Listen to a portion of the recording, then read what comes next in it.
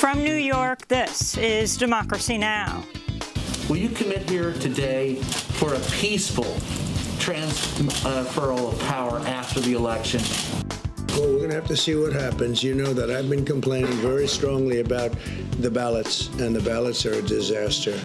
The election that could break America, as President Trump refuses to commit to the upcoming election, accepting the results if he loses. We'll speak to Pulitzer Prize-winning journalist Barton Gellman of The Atlantic about how Trump could throw the election into chaos and subvert the results.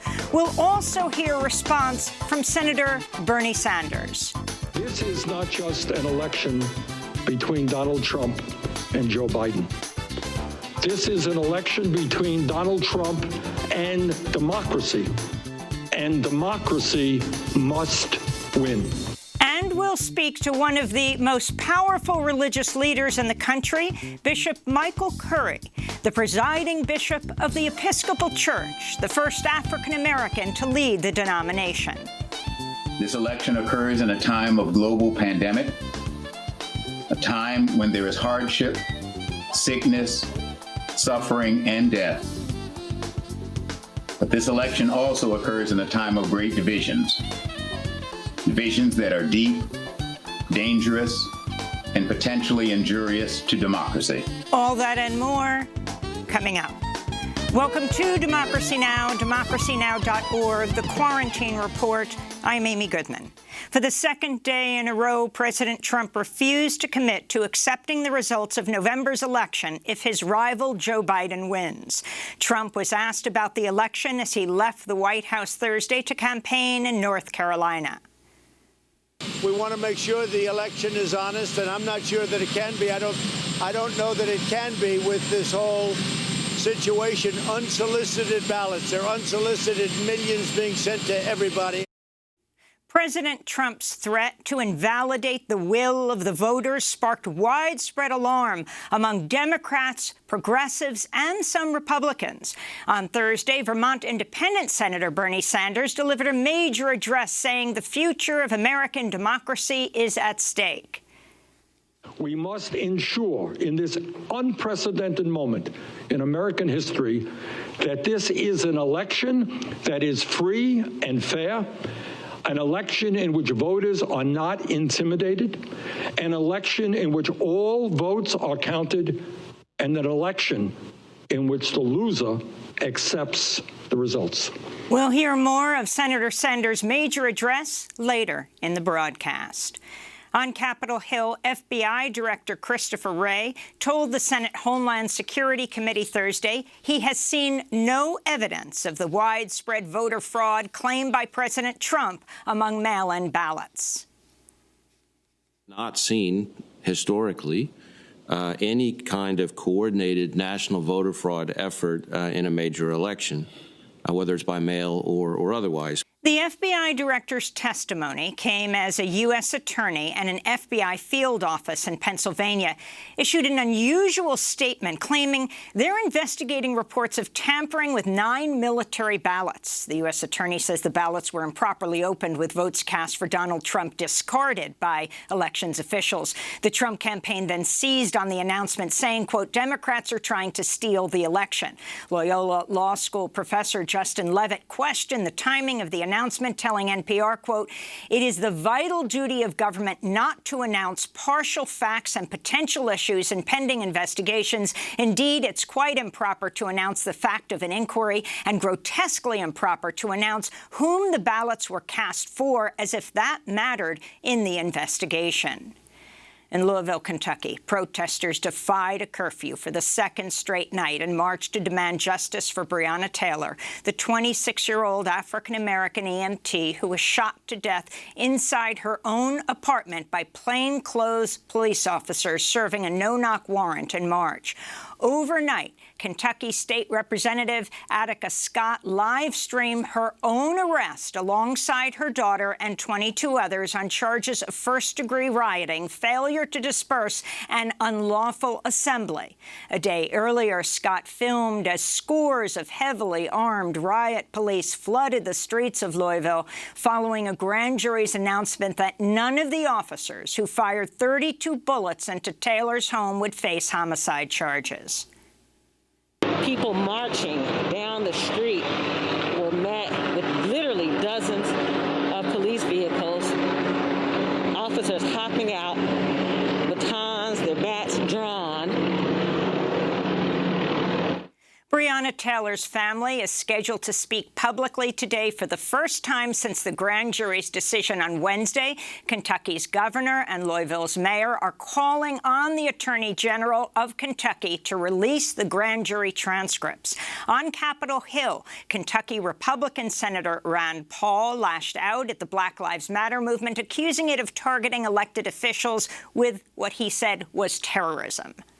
Their goal is terrorism. They're admitting it. If you look at their exchanges online and social media, they are saying their goal is to terrorize public officials and really anybody. Protests demanding justice for Breonna Taylor continue in cities across the United States. In Los Angeles, a peaceful march for Black Lives was attacked by drivers in two separate incidents Thursday evening, leaving at least one person hospitalized. There have been at least 69 car attacks on Black Lives Matter protesters since George Floyd was killed by Minneapolis police officers in late May. In Tucson, Arizona, the family of 27-year-old Carlos Ingram Lopez, who was killed in police custody in April, is demanding charges be brought against officers involved in his death after prosecutors said they would not face an indictment. Ingram Lopez died on April 21st after officers pinned him face down to the ground for 12 minutes at his grandmother's house. In police body cam video, he can be heard asking for water and his grandmother. At one point, he says, "I can't breathe." Coronavirus cases in the United States are rapidly surging in at least 22 states. The biggest increases have been seen across the Midwest and West, including Texas, Arizona, and Minnesota. On Thursday, President Trump rallied an estimated 15,000 of his followers at a massive campaign event in Jacksonville, Florida, with no social distancing and few people wearing masks. In Virginia, public health officials are demanding the cancellation of Trump's planned Friday evening rally at the Newport News Williamsburg International Airport, warning of a severe public health threat if the rally is allowed to proceed. An executive order by Virginia Governor Ralph Northam bans gatherings of more than 250 people.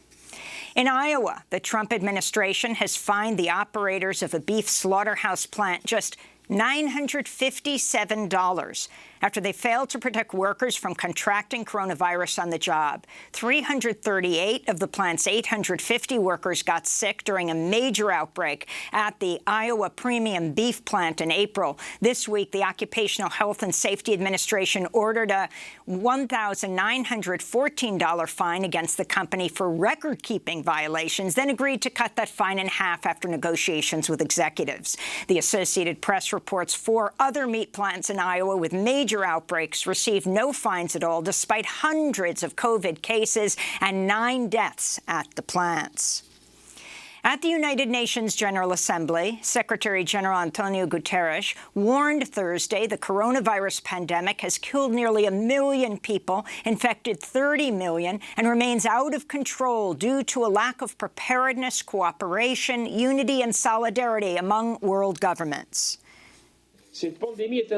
This pandemic is a wake-up call for even more catastrophic challenges that may arise, starting with the climate crisis.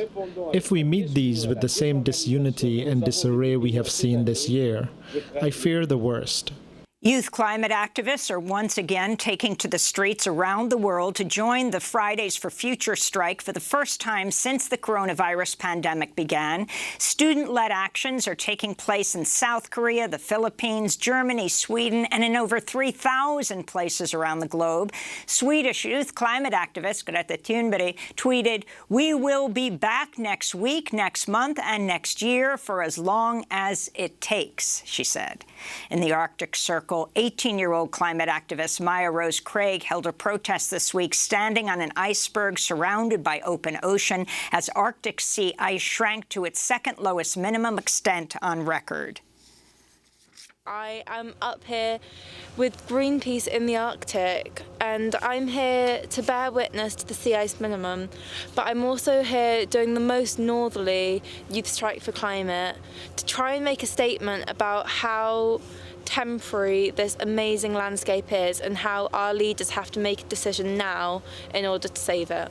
Back in the United States, the Labor Department reports 1.5 million U.S. workers filed new unemployment claims over the past week. That includes 870,000 applicants for regular state unemployment benefits, another 630,000 who applied for pandemic unemployment assistance. Some 26 million workers are now collecting jobless benefits. The Census Bureau reports 23 million U.S. adults live in households that do not have enough food to eat, and an estimated 1 in 4 renters with children's lives in a home lives in a home that's behind on rent.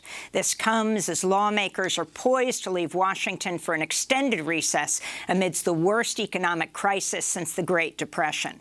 Majority Senate Republicans have yet to pass a new coronavirus relief bill more than 4 months after the House passed its $3 trillion HEROES Act. Donald Trump visited the Supreme Court Thursday, where the late Justice Ruth Bader Ginsburg lie in repose following her death last week at the age of 87. Trump wore a mask as he and First Lady Melania Trump posed next to Ginsburg's casket on the steps of the court, one of the few times Trump has worn a mask publicly since the start of the pandemic. Members of the public who spotted Trump on the steps of the High Court erupted in a chorus of boos and chants of "Vote him out."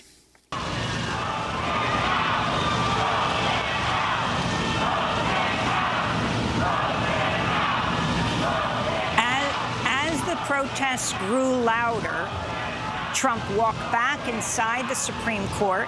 The protesters then switched their chant to honor her wish. Ginsburg's final statement, dictated to her granddaughter days before her death, read, quote, "My most fervent wish is that I will not be replaced until a new president is installed," she reportedly said. Trump has said he'll name his new nominee to replace Justice Ginsburg on Saturday. Republican senators have pledged to rush confirmation proceedings for Trump's pick ahead of Election Day. Today, Ruth Bader Ginsburg's body will lie in state at the U.S. Capitol, becoming the first woman and the first Jewish person to receive the honor. In immigration news, BuzzFeed reports the House Oversight Committee has found prisoners who've died in the custody of Immigration and Customs Enforcement experienced medical neglect and says ICE prison staff falsified records to cover up problems inside the jails. The report published Thursday details deaths of immigrant prisoners that could have been preventable, including failing to transfer people to the ER or placing prisoners who are sick in solitary confinement with scarce monitoring. This comes as a separate congressional report issued earlier this week found prisoners in the custody of ICE systematically receive inadequate medical, dental, and mental health care and face solitary confinement as a punishment for speaking out. Mexican authorities are preparing to issue arrest warrants that could target Army soldiers for the first time in the ongoing investigation into the 2014 disappearance and presumed massacre of 43 students from a teacher's college in Ayotzinapa, Guerrero. Reuters reports new warrants are also being issued for local, state, and federal police. This week, President Andrés Manuel López Obrador said he'll confirm new information on the case over the weekend on the 6th anniversary of the students' abduction. And in Brazil, Volkswagen has agreed to pay $6.4 million to former employees who were arrested and tortured after the car company reported them as subversives during Brazil's military dictatorship of the 60s, 70s, and 80s. In a settlement with Brazilian prosecutors, Volkswagen admitted it targeted union activists at its massive auto plant near Sao Paulo, where bosses spied on workers and reported outlawed newspapers and flyers to police. This is former VW employee Expedito Batista. Volkswagen chased after the workers. They incarcerated us inside the factory. Workers were handed over to the Department of Political and Social Order, which was the political authority at the time. Volkswagen's conduct at the time was willful. This settlement does not completely satisfy us. We deserve more, given our rights. But this is better than nothing. The settlement will compensate victims who were arrested, beaten, fired from their jobs, and then blacklisted, left unable to find employment for years. Brazil's far-right president, former army captain Jair Bolsonaro, has praised Brazil's military dictatorship and has called for the restoration of many of its policies. And those are some of the headlines. This is Democracy Now!, democracynow.org, The Quarantine Report. I'm Amy Goodman. When we come back, we look at President Trump's statement saying he refuses to commit to accepting the results of the upcoming election if his rival, Joe Biden, wins. Stay with us.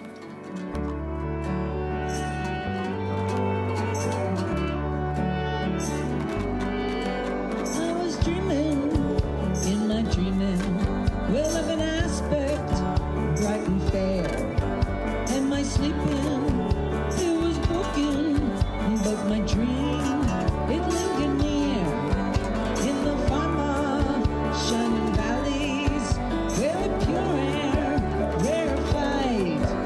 And my senses, when newly opened, I awaken into the cry.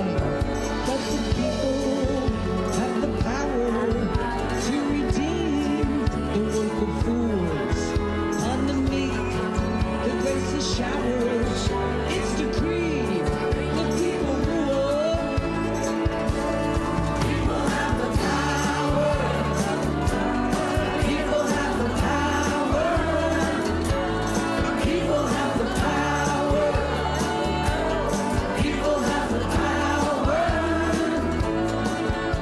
People have the power. Audio of a virtual gathering by Patti Smith with Michael Stipe, Joan Baez, Angelique Kidjo, and many more as part of the Climate Week NYC 2020 and Pathway to Paris's 6th anniversary.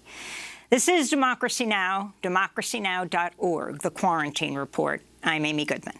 For the second day in a row, President Trump refused to commit to accepting the results of the upcoming election if his rival Joe Biden wins.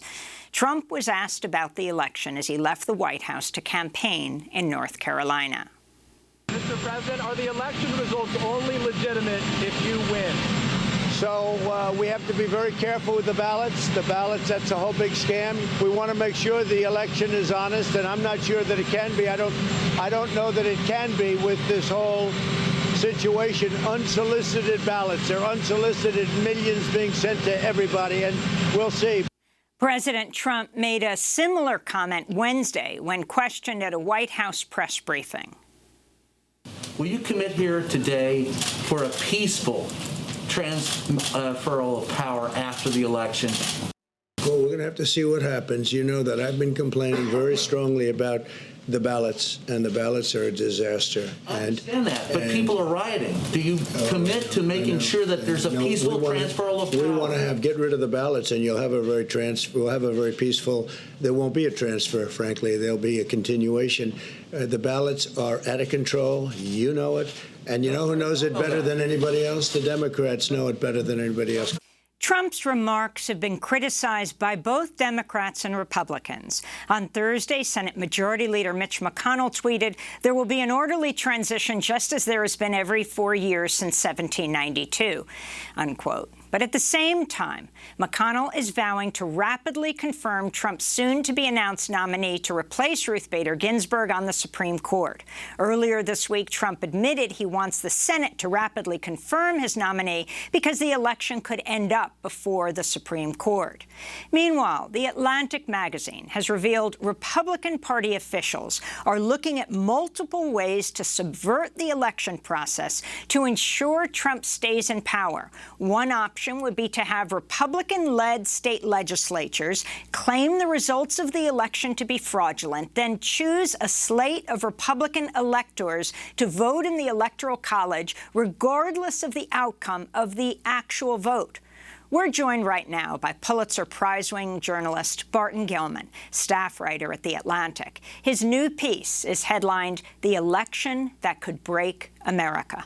Barton Gilman is author of several books, including Dark Mirror, Edward Snowden, and the American Surveillance State. Barton, thanks so much for joining us on Democracy Now! Can you lay out in detail, no sound bites, please, exactly what you found are the plans not only being talked about, but are actually being laid out all over the country, and also what then surprised you most? The president is running a campaign that is premised on the idea that he may not win or will not win if all the votes are counted. And he's looking for insurance policies. It begins with traditional Republican efforts to suppress the vote on Election Day and extends to this long campaign he's been running against mail-in ballots as a way of delegitimating them and laying the groundwork for a post-election or mid-count challenge that would be intended to stop the count, to lock in whatever results there are on election night, when, because of the way he has divided the vote along partisan lines, there will be more Republicans, he forecasts, voting in person on Election Day, and more Democrats voting by mail with counts that will continue on past election night. And so delegitimating the mail-in vote is a way of stopping the overtime count that everyone is expecting now. Because we're not going to have an election night, we're going to have an election week, perhaps, or longer, during which the provisional ballots and the mail-in ballots, the absentee ballots, will be counted. Now, among the things that some Trump people are talking about is a maneuver that would start by saying that the count has been poisoned by fraud, has been rigged, is hopelessly mired in unacceptable conduct, and therefore that the count can't be relied upon. And we are all accustomed to the idea that electoral votes are distributed based on the way the popular vote goes in a given state. If somebody gets the most votes in my state, then that candidate gets that state's electoral votes. The Constitution does not actually guarantee that result. That's a decision that's made by each state because the power to appoint electors is given in the Constitution to state legislatures. The idea circulating in the Trump campaign and among some of its allies is that under some circumstances, they could ask state legislatures to take back that power and simply appoint Trump electors regardless of the vote count in the state. Explain what loyal electors are, Barton. Well, electors are pledged to one candidate or the other. Which electors are appointed depends usually on the outcome of the election. When I say usually, I mean for the past 150, 175 years. But in theory, and depending on state law and all kinds of other complexities, the Republican legislature of a state like Pennsylvania could choose to simply appoint electors who are pledged already to Trump based on their assessment that the vote count in that state is fraudulent or marred by fraud, and therefore that they are going to protect the will of the people by appointing Trump electors. In the 2000 recount between Bush and Gore, the Republicans actually started down this road. The recount was still under litigation, and the date for the Electoral College vote was approaching in December, when the Republican House in Florida passed a resolution to appoint electors in Bush's name, and the Senate was going to vote on the same day that Gore conceded the election. And since I mentioned concession, it's the premise of my article, and I try to explain why, that Trump's strategy is never to concede, that he may win, he may lose, but under no circumstances will he concede this election. That's a big problem because we don't actually have a mechanism for forcing a candidate to concede, and concession is the way we have ended elections. There's no grand umpire who has jurisdiction over the whole election who can blow a whistle and say, the election is over, you won, you lost, and make that stick. We have relied instead on the loser to accept reality when the time comes. So you mention in your article that this will be the first election in 40 years to take place without a federal judge requiring the Republican National Committee to seek approval in advance for any ballot security operations at the polls. Why is this oversight so crucial, Barton? Well, let me just give a backstory that helps explain that. In the 1981 gubernatorial election in New Jersey, Republican National Committee organized what it called a ballot security task force. That was the euphemism.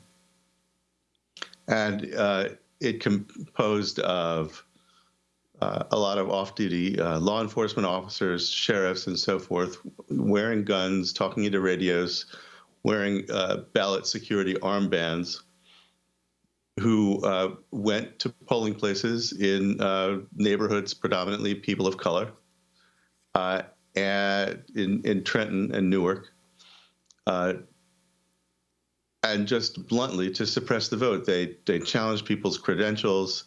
They gave stern warnings against about penalties for unlawful voting. They, generally speaking, intimidated the voters and some poll workers, barging into closed areas, giving instructions to poll workers, in some cases physically preventing poll workers from assisting voters who needed help physically filling out their ballots, which is a normal function. And the Democratic National Committee sued.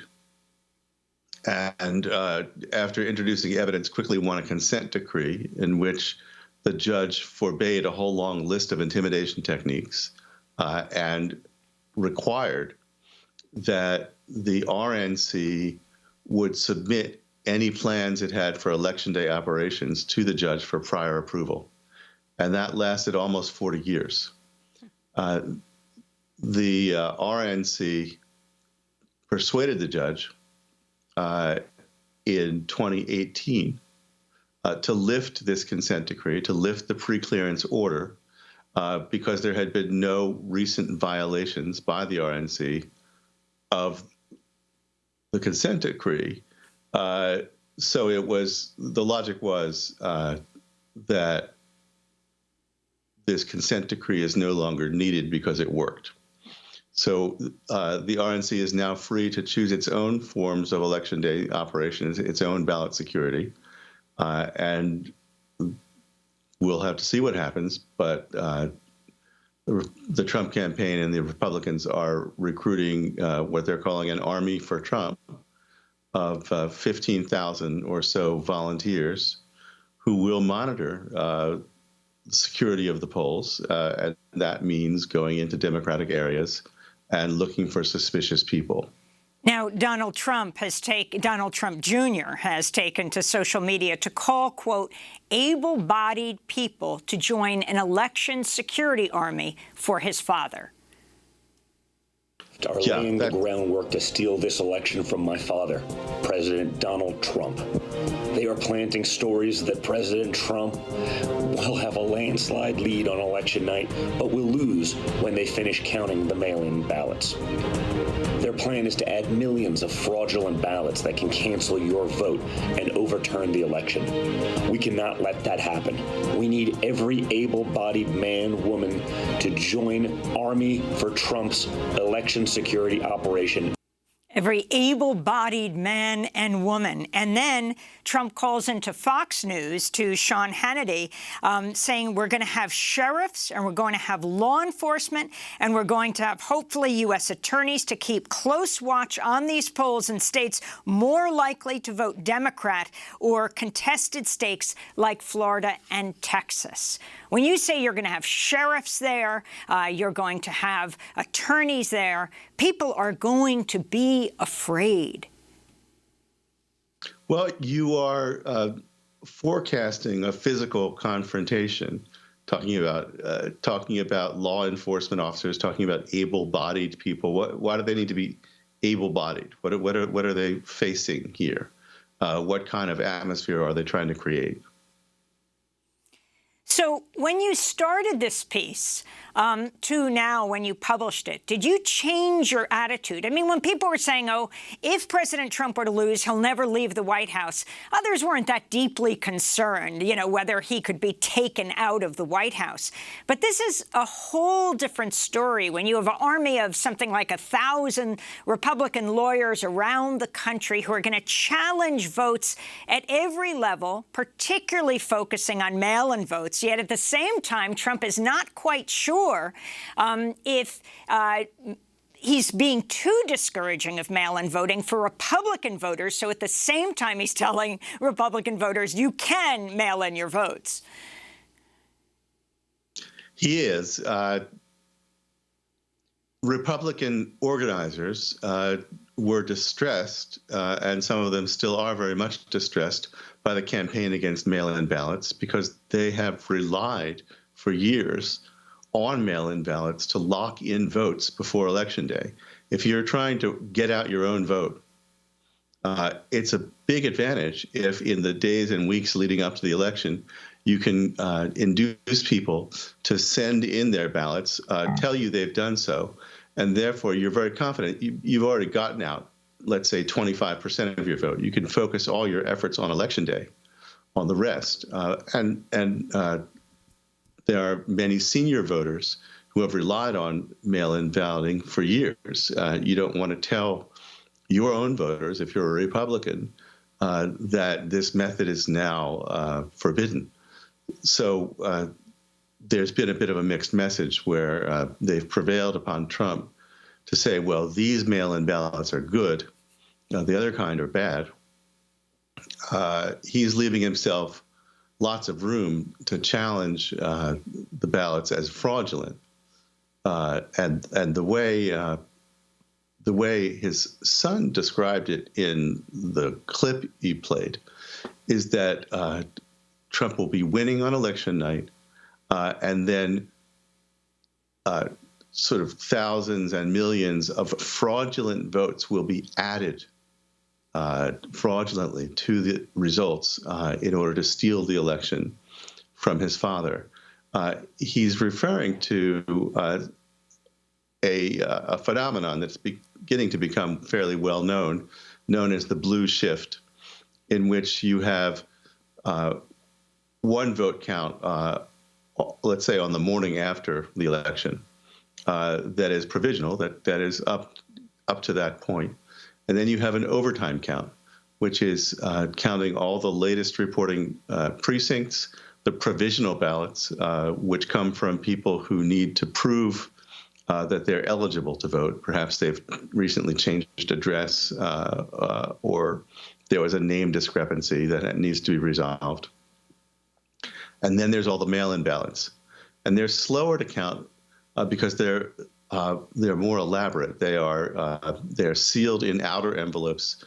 The election authorities have to review the envelope, check the signature, scan a barcode, authenticate other details so that they know it's a valid ballot before they even open it. Then they have to physically open up the ballot, remove an inner security envelope, which is sealed, discard the outer shell, put the security envelope in a pile to be opened again so that the ballots can be scanned. That's just a whole process that doesn't exist for in-person ballots. And most states forbid election authorities to start doing this review and opening the outer envelope until Election Day itself. And so there's no way that they can handle the anticipated volume of mail-in ballots now. And so those are going to come in overtime in the days following the election. For some reason that's not fully explained, these overtime counts have trended Democratic in recent years, since about the past 20 years. And so it is known and predictable that the overtime count is going to shift blue. And that's why Trump is trying to delegitimate the idea of mail-in ballots at all. And by doing so, he is actually skewing the blue shift even more. He is guaranteeing that his own voters will avoid mail-in ballots because they believe him. And let's just emphasize that what he's saying about mail ballots is fabricated. It's made up out of whole cloth. Mail ballots have been used successfully and with vanishingly rare attempts at fraud for decades. So he's just making that up. And especially Democrats voting more mail-in at this point during the pandemic because they see COVID as real and more Republicans see it as a conspiracy. That's right. That's right. But the advantage for Trump of dividing the electorate in this particular way is that he can challenge mail votes without worrying very much that he is invalidating his own voters' ballots. That just sort of by the odds, if you manage to squelch a mail-in ballot, and every single one that you manage to invalidate is much more likely to be a Democratic vote than a Republican vote. We just have a minute to go. But what are Democrats and Republicans who are deeply alarmed about this, and independents and Greens, doing to counter this? Well, they're trying to win the battle for public opinion about the validity of mail-in ballots, and it's not clear how well that works. The president is extremely good at creating impressions of chaos. They are fighting a 41-state legal battle that's been going on all year to ensure that mail-in ballots are counted, to try to get them counted early, there's this sort of beneath the surface struggle over the rules to make sure that every ballot is counted. And they are trying to imagine what Trump will do that is out of the norm on Election Day and afterward during this interregnum between Election Day and Inauguration Day. And that's the crucial 79-day period that I focus on in my piece for The Atlantic. Well, Barton Gellman, we thank you so much for being with us, staff writer at The Atlantic. We're going to link to your piece there called The Election That Could Break America. And congratulations on your new book, Dark Mirror, Edward Snowden and the American Surveillance State. This is Democracy Now! As we end this segment, let's hear from President Trump speaking to delegates at the Republican National Convention last month. The only way they can take this election away from us is if this is a rigged election, we're going to win this election. That's right. We're going to win this election. Yeah. What they're doing is using COVID to steal an election. They're using COVID to defraud the American people, all of our people, of a fair and free election. And we can't do that. On Thursday afternoon, Independent Senator Bernie Sanders spoke out, responding to Trump's remarks. I think it is terribly important that we actually listen to and take seriously what Donald Trump is saying. Several weeks ago, speaking at the Republican National Convention, Trump said, and I quote, "The only way they can take this election away from us is if this is a rigged election." End of quote.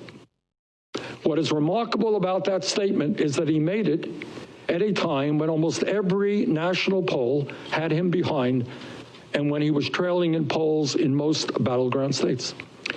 Think about what that statement means. Think hard about what that statement means. What he is saying is that if he wins the election, that's great. But if he loses, it's rigged, because the only way he can lose is if it's rigged. And if it's rigged, then he is not leaving office. Heads, I win. Tails, you lose. In other words, in Trump's mind, there is no conceivable way that he should leave office. And this is how Independent Senator Bernie Sanders of Vermont ended his address. In this unprecedented moment, what can we as a people do in the struggle to preserve American democracy? First, it is absolutely imperative that we have, by far, the largest voter turnout in American history, and that people vote as early as possible. As someone who is strongly supporting Joe Biden, let's be clear. A landslide victory for Biden will make it virtually impossible for Trump to deny the results and is our best means for defending democracy.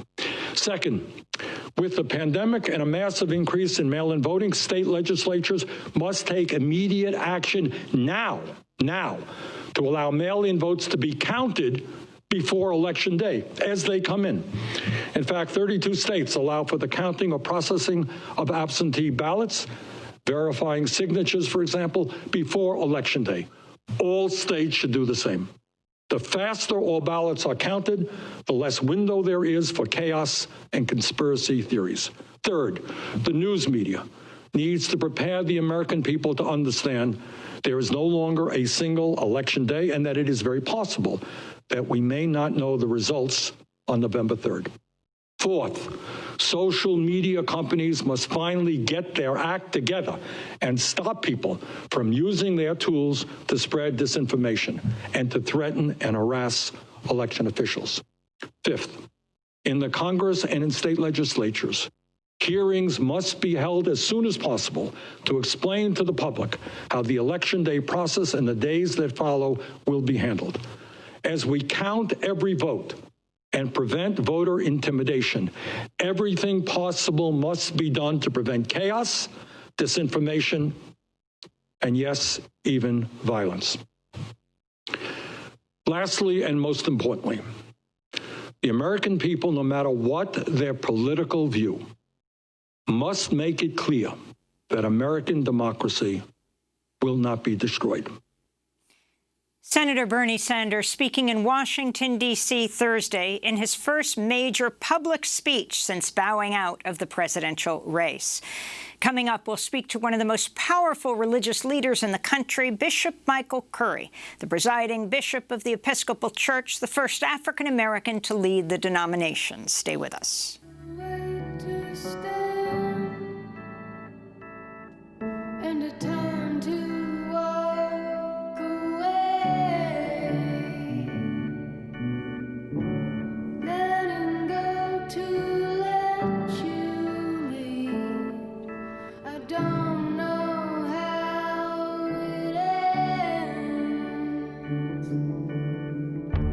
Comes a time when you answer.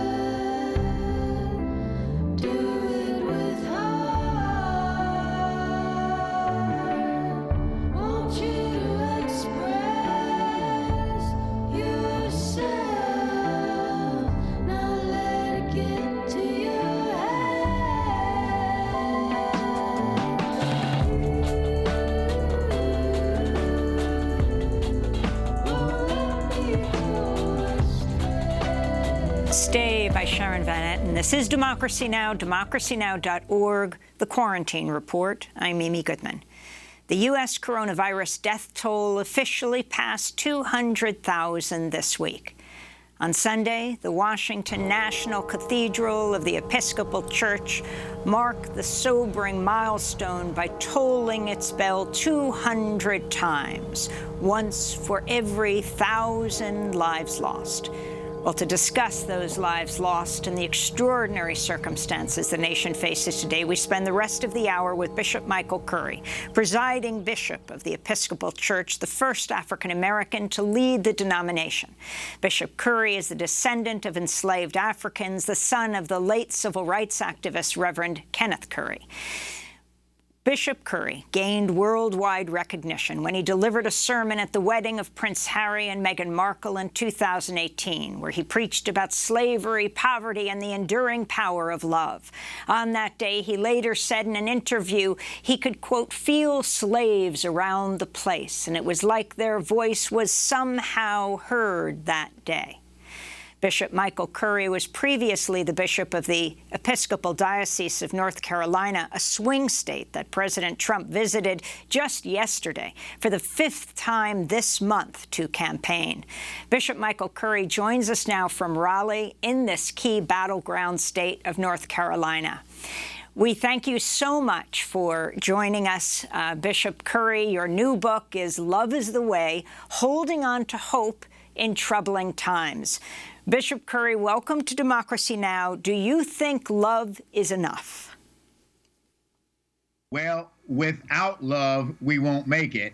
With love, we will. But love by itself, obviously, is not enough. But we need love because love not only, and again, I'm not talking about love as a sentiment. I'm talking about love as a personal and moral commitment to a particular way of living, a way of living that is unselfish, even sacrificial, a way of living that seeks the good and the welfare and the well-being of others as well as the self.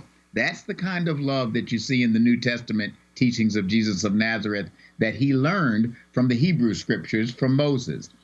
That's the kind of love, if you will, that you see when Jesus encountered a lawyer and they talked about, the lawyer came and said, what must I do to inherit eternal life? Jesus said, what did Moses say in the law? Love God and love your neighbor. Jesus said, that's it. Do that and you will live. You will find life.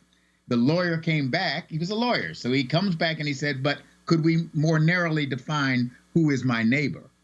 And that was the point at which Jesus told the parable of the Good Samaritan, of someone who helped someone else who was of a different ethnic group, probably a different set of politics, someone who was of a different religious take on their religious community, someone who was different, someone who was the other. And this man helped that other person simply because they were a brother, a fellow child of God, made in God's image and likeness. And Jesus says, who is neighbor to that man? And the guy says, well, the one who helped him out. And Jesus says, go and do thou likewise. The love that I'm talking about is a love that is for the other as well as the self, that is for God and for all of us. It is a love that seeks to create and make a better world, a more humane world, a more just world. Without that commitment to love, then all the practical details won't work. But with that commitment, we can find a way to solve our problems together, to bring everybody together, bipartisan, across the aisle, ecumenical, interfaith, all races, all stripes and types, because we share one moral commitment to seek the good of others as well as ourselves. Bishop Curry, what about President Trump refusing to commit to a peaceful transition of power? Well, let me just say this. I am an American. I love America, and I believe in America's democracy. And in this democracy, there is a peaceful transition of power. That is one of the cornerstones, one of the great heritage of this country. And so we must all stand for that. You have to ask President Trump what he was talking about. Let me tell you what I'm talking about. I'm talking about American democracy. And American democracy And this doesn't have to do with what red or blue. This is not about Republican, Democrat, or independent. This is about, we actually, can I tell you something? One of the things I've learned over the years is that we actually share more values than we disagree about.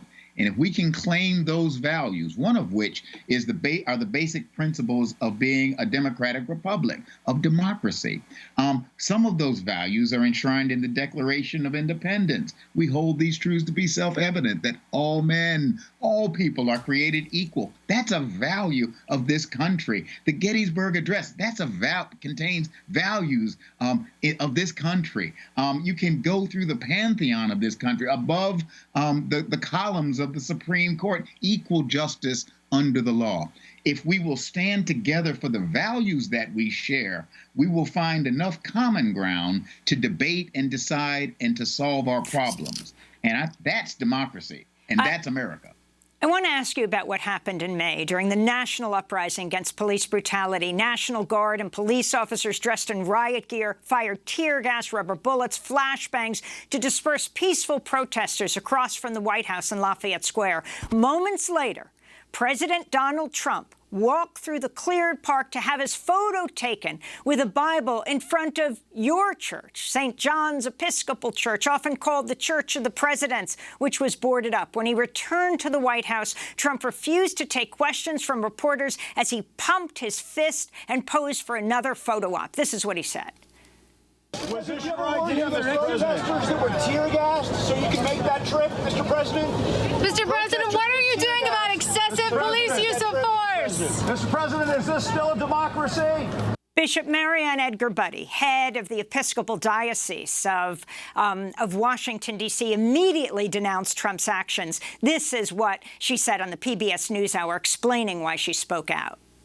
It was a confluence of events in the very short period of time when the images of the president following the dispersal of the crowds that you mentioned, following his extremely inflammatory, to my ears, remarks in the Rose Garden, and then bringing himself and his entourage into our sacred space, using it as a backdrop and holding the Bible as if to put on the mantle of religious authority or blessing of what he had just said and done. And I felt it was urgent to remove that association as quickly as possible and to state our position in faithfulness to the gospel as we understand it. That's Episcopal Bishop Marianne Edgar Budde. You're the presiding bishop of the entire Episcopal Church. Your thoughts on the use of your church in this way? Well, let me say it this way, and I said it at the time. It doesn't matter to me whether it is a Democrat or Republican in the White House. It doesn't matter to me which side of the aisle someone is on. The church must not be used for partisan political purposes. The faith, the Christian faith, is not up for sale to anybody, left or right, Democrat or Republican.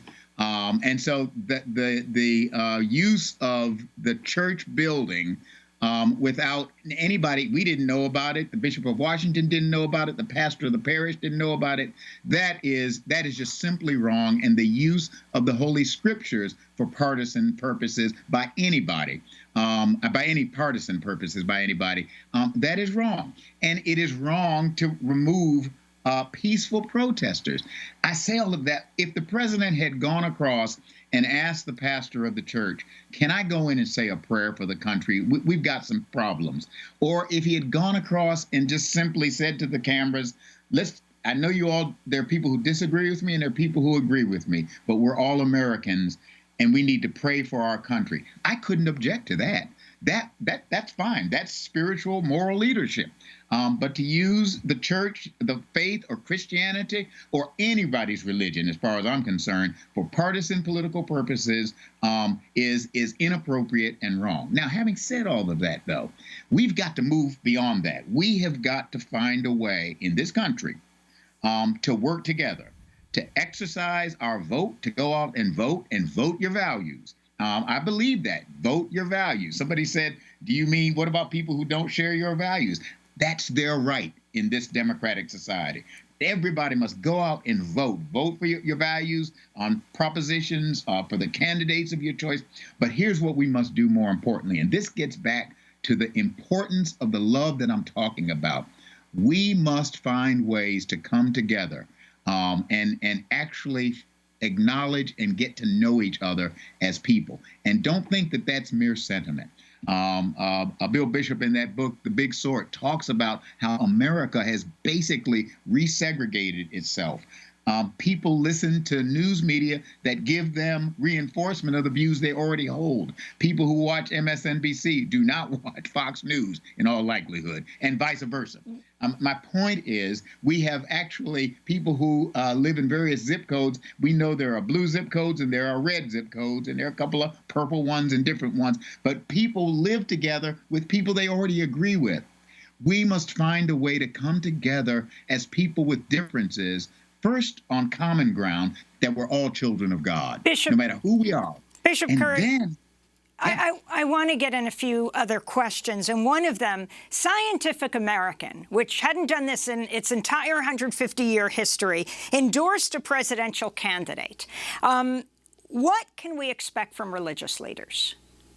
Religious leaders are moral leaders, and we must articulate the moral values that we stand and believe in. We believe first in the moral value and the primacy of unselfish, sacrificial love. We believe that all men, all people are created equal. Genesis 1 says that. We are created in the image of God equally. And that means, for me, if we are equal in the eyes of God, we must all be equal in the eyes of the law, and we must all be treated equally as children of God. That means that there are that moral principle governs a lot. Will religious leaders be taking a stand together? Now I mean, you know how many religious leaders there are? There are. I'm sure there's a diversity of opinion among religious leaders on how to live out those values. But I think those values are clear. There are some who wouldn't agree with me. Well, I can't change their mind. But I stand on the values of love, equality, human dignity. That means that I don't support policies that separate children from their parents at the border of this country. I don't support policies that do not respect the rights and grant equality to all people in this country, regardless of their race, class, religion, sexual orientation, gender identity, that we are all equal. That is a value that I believe must be in public policy. Bishop Curry, I wanted to ask you about the amazing sermon you gave at the royal wedding between Prince Harry and Meghan Markle, in which you preached about slavery, poverty, the enduring power of love. Earlier this year, the couple resigned from the royal family, essentially. Afua Hirsch wrote a piece in the New York Times titled, "Black Britons Know Why Meghan Markle Wants Out. It's the Racism." She writes from the first headline about her being almost straight out of Compton and having exotic DNA. The racist treatment of Meghan has been impossible to ignore. Princess Michael of Kent wore an overtly racist brooch in the Duchess's company. A BBC host compared the couple's newborn baby to a chimpanzee. Do you think that they were forced out of the church, that they took this stand, or that they were forced out of the royal family, that they took this stand to protest racism? You know, the answer is I don't know. Let me tell you what I do know. What I do know is that we in this country, because I don't know all the details of Britain, but I know the United States of America, and I know that we have some issues of racism that we must address that are deeply entrenched in our history, and we have to face those issues and that past. The reality of what's going on right now with the Breonna Taylor situation, this woman who was innocent and she was gunned down, or George Floyd, and it goes back to Emmett Till. We've got some issues that are long-standing, that have deep roots in racism in this country. And we must face those questions now and work together to find the reforms and the changes that will be necessary to right wrongs, and then also to create the kind of community among us where there is room and space for all of us, black, white, brown, indigenous, we have to leave Asian, it there. Bishop Curry, thank you so much for being with us. The first African-American bishop of the Episcopal Church. I'm Amy Goodman.